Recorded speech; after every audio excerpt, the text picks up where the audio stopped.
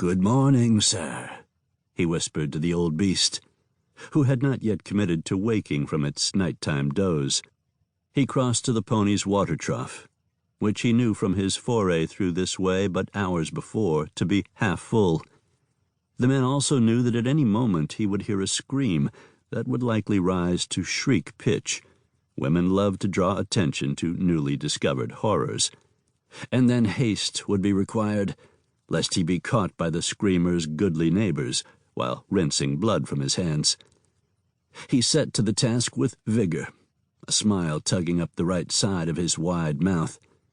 Since it was still early dawn and gray light was all he had to work with, he didn't worry about the scrim of blood he knew would be under his nails, coloring the creases of his palms and fingers.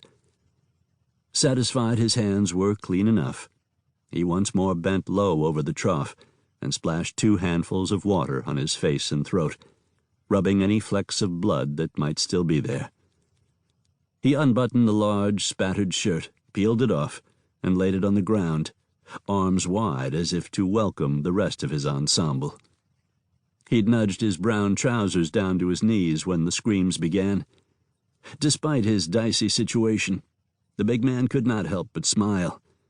Standing on the shirt, he scuffed out of the large brogans and finished peeling off the trousers.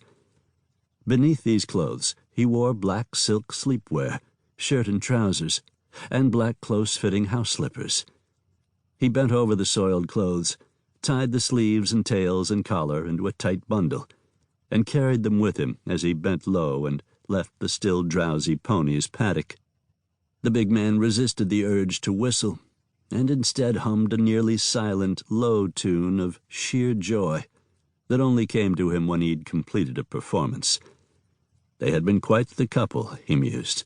No, not yet. Don't give in to thoughts of the past few hours yet. Time aplenty for that.